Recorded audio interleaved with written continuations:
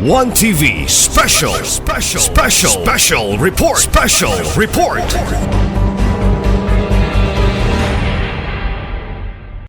We can comply,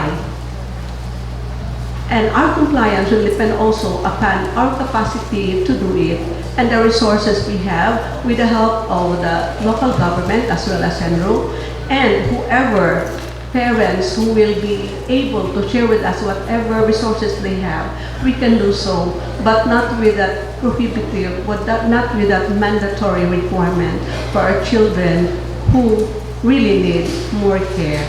Thank you very much for the opportunity. God bless us all. Thank you, Matt, for your very valuable inputs. The committee members appreciate that, and all are well taken. So, Napa? Yes, Your Honor. From HBLL College Incorporated, Sir Roel Kuambot, as well as Lady Ro Ferros.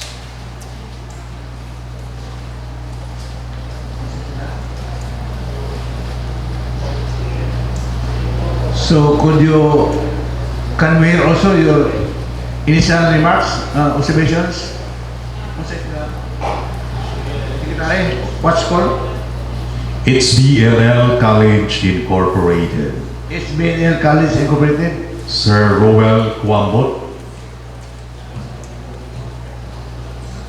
Sir Roel, do you wish to give your remarks, observations also on this proposed ordinance? Wala pa? Another one, Your Honor, OLT, from OLT, Sir Remart Tabo. Sir Remart Tabo, if you could please give also your initial inputs to this proposed ordinance. Please continue, sir. You have the floor. Proceed. Good afternoon, Mr. Chair. OLT Ozamis supports the Republic Act 10176, or the requiring 12 years old and above to plant 1 tree per year. Perhaps with our mandate from CHED, we have this subject na NSTP, which is part niya sa curriculum namo, Mr. Chair, and we are requiring the students nga mag-grow and mag-plant sa trees.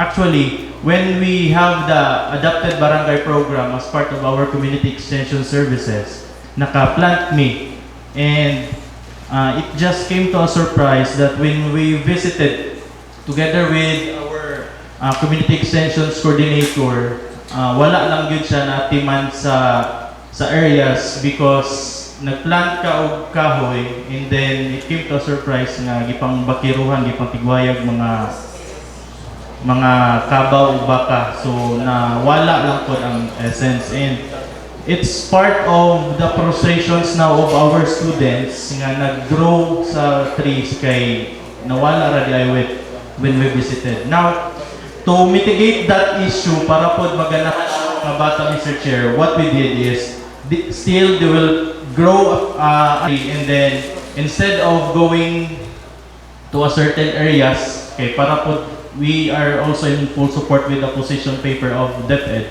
kay ang safety po sa mga students namo, because whenever we do off campus, we still have to seek for tertiary, seek kami og permits from CHED sa local off campus activities namo. So ang gibuhat is mag-grow sila and then they will plant the trees within their backyards, okay, at least to compensate ang kaning sa RA 10176 now, Mr. Chair. But whenever there will be an ordinance that will safeguard our students, dayon part ko ato is ang katong mabantayan po ang mga gipang tanong dito sa areas, especially when we have our adapted barangays for community extensions, is mas mapaganahan po siguro ang mga bata, because this is one way or another that will help our city and our country in general, Mr. Chair. Daghang salamat. Tabo, kung tanong mo, inyo ba pahuluan ng mga barangay officials na namin tanong diha? Yes, sir. Yes, Mr. Chair. Kanang basta namin ma-adapt na barangay is we have the memorandum of agreement. And then naaalang yun po yung uban mga good, because I know that the job of the barangays is dili mo yung babantayan ang tibuok nga jurisdictions. Naalang yun po yung magpasagan mga tigway. Din dili na yun po mabantayan, din masurprise na lang po hasta sa barangay mga Mr. Chair. Usap po siya sa pressing issue na mo. Okay. Thank you, Sir Tabo-Tabo. Barangay officers, please take note lang sa iyang manifestation. So, sir, thank you very much for your inputs, OLT. Lastly, Your Honor, representative from OCSICI, Ma'am Hilary Sinas. Ma'am Hilary Sinas, could you also give your initial response or inputs, observations, if there are any?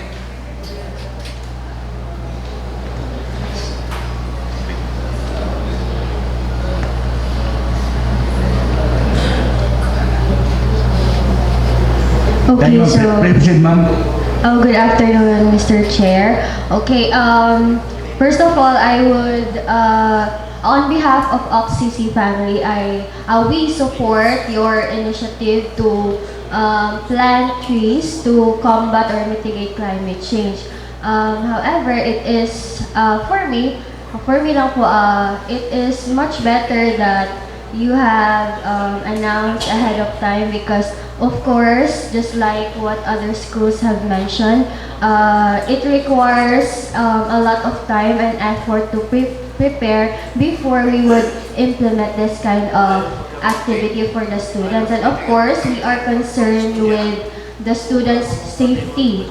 No, and actually, in our school, every year, we would plant trees during Creation Month. I think among all schools present here in this room, our school is just young, or among the other school. Our school is just started during pandemic, which is 2020 pa lang po. So we would support your initiative. However, it would be best to inform or notify us ahead of time po para magka-prepare. So I think that would be all. Thank you, ma'am, for your valuable inputs. All your information and ideas, remarks are well taken by Joint Committee members. Thank you very much. So, Wanay Public Schools, Ma'am Arlene, please, you have the floor.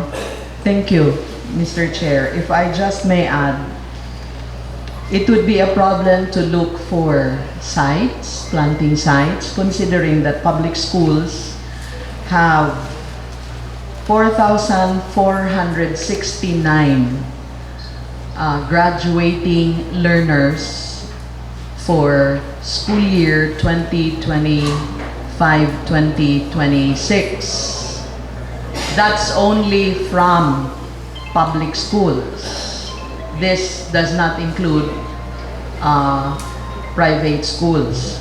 So, problema siya sa planting sites. Just in case, as we have already conducted consultations with our education facilities engineer, and it is also a fact that DepEd needs buildable space. Thus, we can only accommodate, there are a few campuses wherein we can make them tree planting sites. That is all, Mr. Chair. So you are joining LaSalle, I think it's Engineer Robis, for bring out the public on the area planting. If they have 1,200 graduating tertiary learners, we have 4,469 learners from grade 6 and grade 12 who are graduating next month. Thank Okay. you. Of course, the sponsor will respond to that later on. We wish to really receive the inputs of all stakeholders this proposed ordinance also requires encouraging applicants for business permits. No? So we'd like to ask also the businessmen. I consider to have the president of the South Filipino Chamber of Commerce, Sir Kevin Singh. Could you provide also your initial remark, response, observation to this ordinance, which requires applicants for business to be encouraged to plant trees. Sir Kevin, you may have, please kindly give the microphone. Please sit beside Honorable John Pedro Alonso. So, good afternoon. My name is Kerwin from the Osamis Filipino Chinese Chamber of Commerce.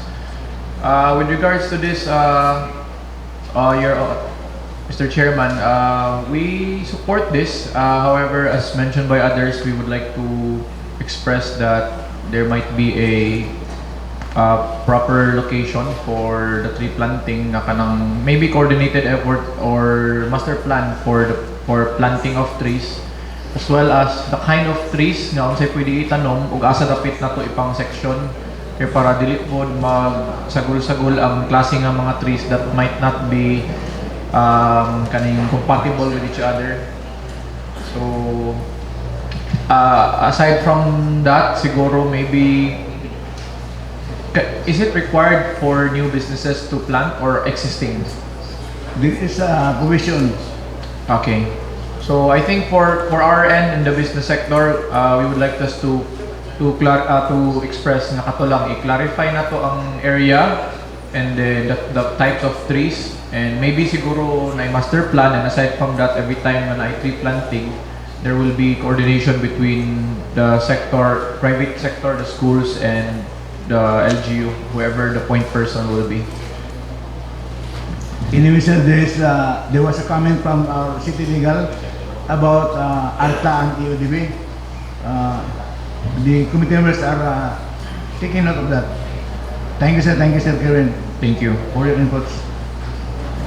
Do we have somebody from City Mayor's Office, City Admin, kay natay Positions Day, kay Mayor Vice Chairman sa Tree Planting Committee, dahil na-position day nga to maintain ang tree nursery, which according to Ma'am Grace, murang mahal gasto. So wala si Admin, no? So we now proceed to hear from our Sinro for her response to various inputs na na-invoke ang Sinro. Ma'am Gran, please have the floor. Can you occupy the table beside Honorable Romero? Ano po siya, Ma'am Gran?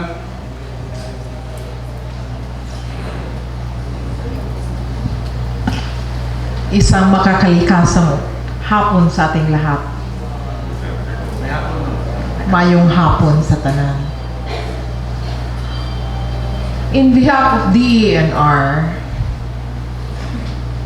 this plan, this ordinance is actually helping the environment. But I have observed it has negative impacts to the schools. Before, when I was still in my elementary years, that was long time ago, we are required to plant a tree. No complaint. But now, there's a lot of complaints. No. So we have to plant. It's part of living. Whether we are complied or voluntary, we have to plant. Because the planting of trees is planting lives. It supports life. Particularly these days, giingon nato climate change. Meaning to say, we could not determine when sudden attacks of the weather condition that we have, typhoon, flooding, and everywhere. And the only natural barrier to prevent this kind of calamities ang atong mga kakahuyan. Natural barrier. But I have also observed ang pagtanom og kahoy labi na sa mga batan-on karon, which they have already changed their values kay naana sa computer. And also kaning gitawag nato nga di man ingon nga safety. Yes, correct. Pero safety is within its individual. Kay naman tay ingon nga di puta magdanghag o mulakaw magtanong. We have our own instinct on how we survive. But sa karon mga kabatan-unan, naa namang gyud sila sa life is luxury. Mao na ingon nga computer, murag di na mo hikap o lapo, di na pod mo tamak o lakaw-lakaw sa kalapukan, but this will help how to mold the children, the younger generation of these days. This is not a product of modernization nga di natakabalo mo tanong. Because Filipino itself, kung walay balaod, di yun na mo sunod. Kung dili ni mo i-compulsory, di yun na mo tanong. So, what I have experienced with DENR, labi na kananay mga violation na mutol-putol o kahoy, ako yung patamnon. Because legality-wise, kasuhanin mo kanang mga nagputol-putol. Dugay mo man ang kaso. May patamnon kay diritso na yung na siya'y input sa environment. To make it short, naala siguro tayo revision sa ato ang compliance. Instead of 10, i-reduce na lang nato na og usa regarding atong i-follow ang Republic Act 10176. 10176. 10176. Oh, 10176. Make it 1. 1-3 per student. Di na siguro na bugak. Regarding sa schools, any reaction? 1-3 per student. Dili na ba siya bugak?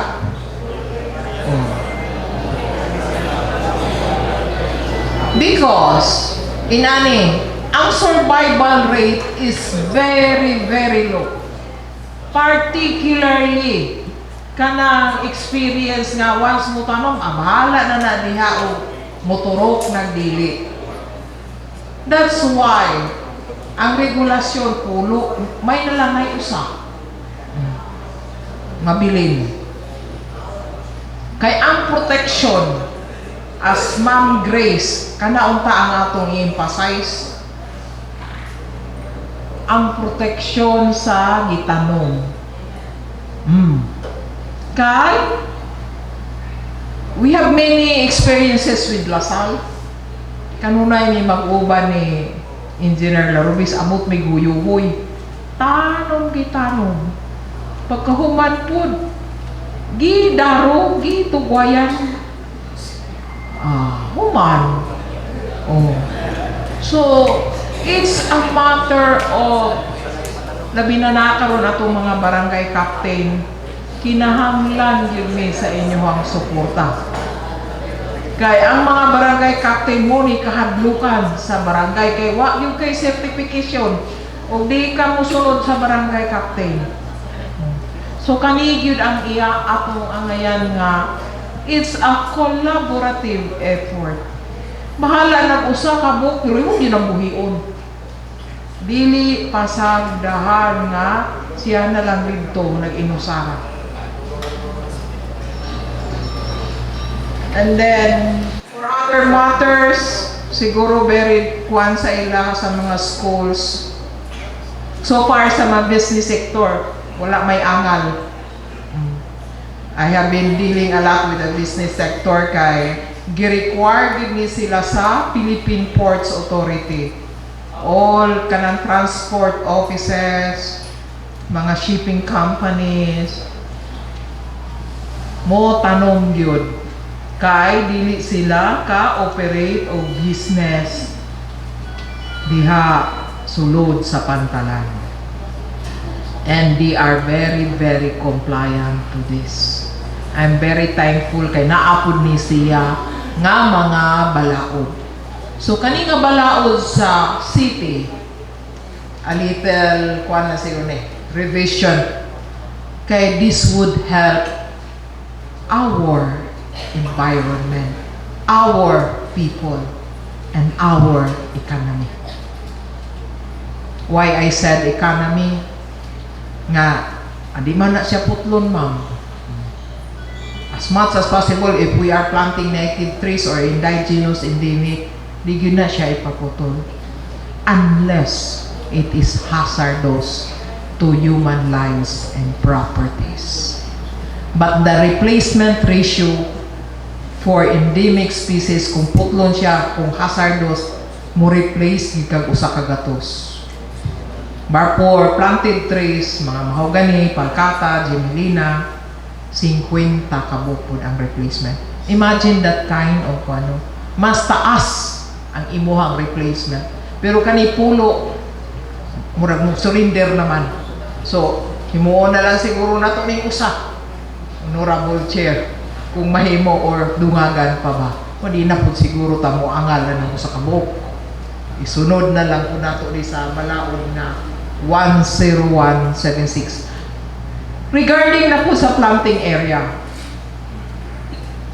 particularly on Osabi City, if there are private lands nga ma-identify with the LGU Osamis nga willing magpatanong dito ang mga kahoy, that would be fine.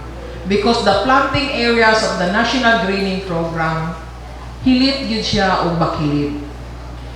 We need strong legs and hands to go up in the mountain. Labi na sa bukid sa Stimson, sa Gimad, bukid sa Gala,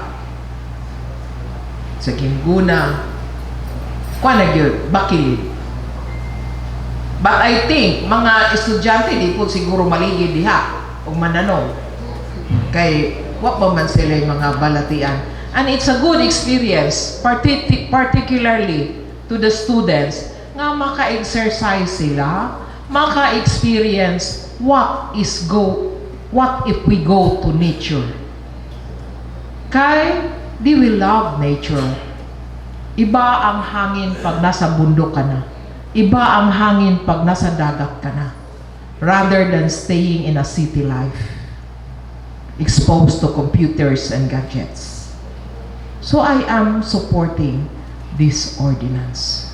Maybe a little revision to be made. Honorable Sir. Ma'am, can you educate us about seedling sourcing, as mentioned by Ma'am Arlene in their Actually, seedling sourcing is very easy as 1, 2, 3. I have been developing and nurturing a nursery of the DENR since year 2022, almost 4 years ago. Sayon regular kaayo mag-nursery. Sayon rapod magtanong. Ang mga liso ni ini makuha nato sa ako o kung ipangkaon. Mga prutas, daghan kayong prutas diri sa atong lugar. Kana nga prutas, ikuan lang na rin mo sa pots, manurok na siya. Masidling na dayon. When it comes to indigenous endemic trees, kaning diri sa City Hall, maayo kayo siya nga seed source, nara.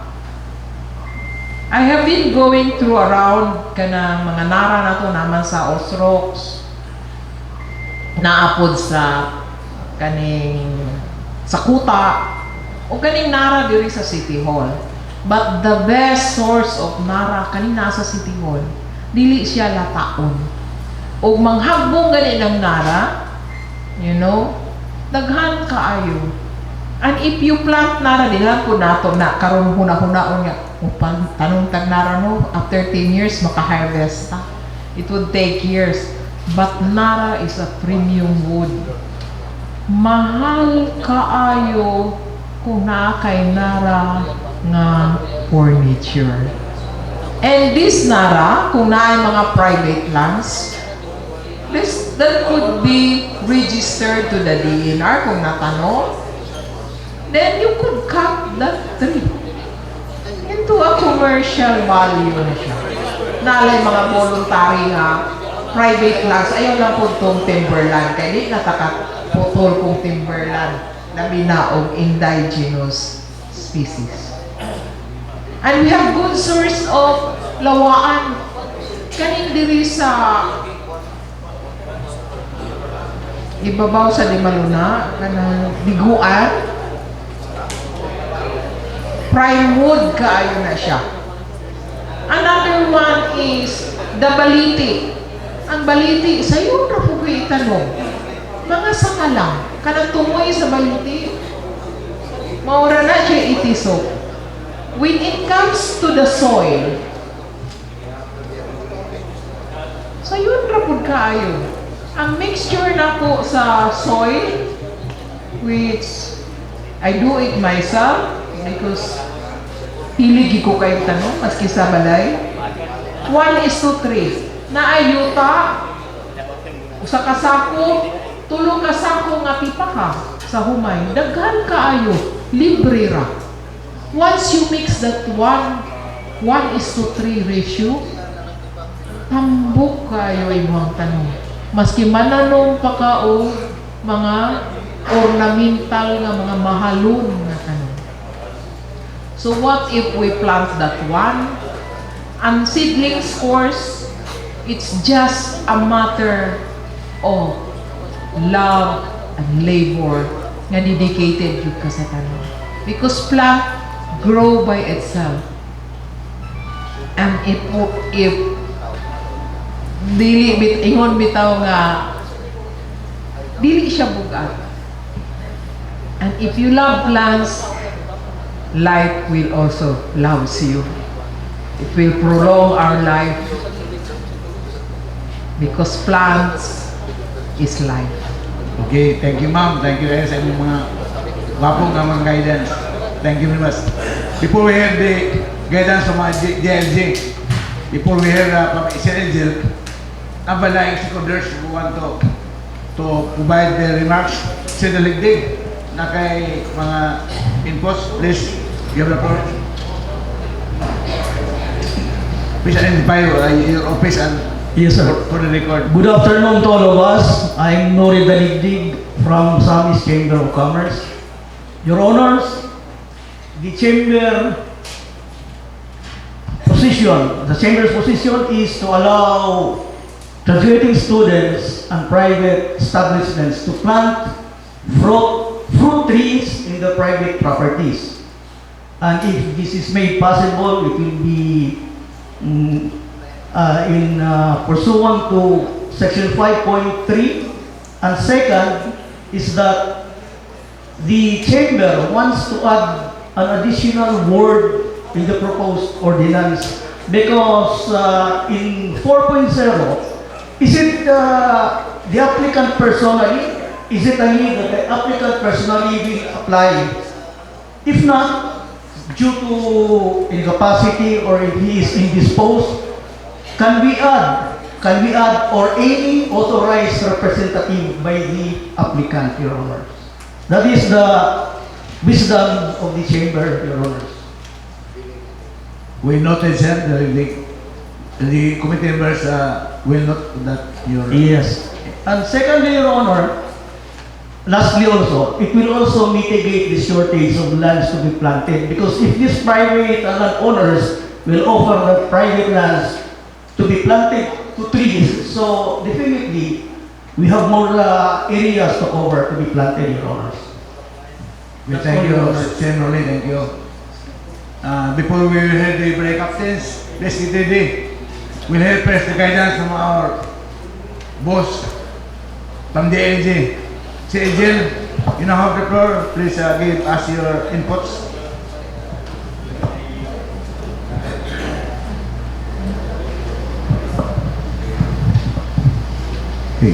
Thank you, Mr. Chair. May hapon sa tanan sa atong mga legislators practic active sa atong mga yes, of course, atong legal officers, atong punong barangays, guests. Sa tanan, may hapon. Especially sa atong proponent or the sponsor, si Kunsihal Jun Sakin, nga murag galibog na dyan. Kay murag most of the speakers or the yes, murag mag-opposition, no? By the way, no, kani siya, personally, makaingon ko sa atong legislators diri nga, this goes to shows nga atong mga legislators are doing their works, di ba? Ako man siguro, wala pa ipasar ka mga ordinances about ani, no? So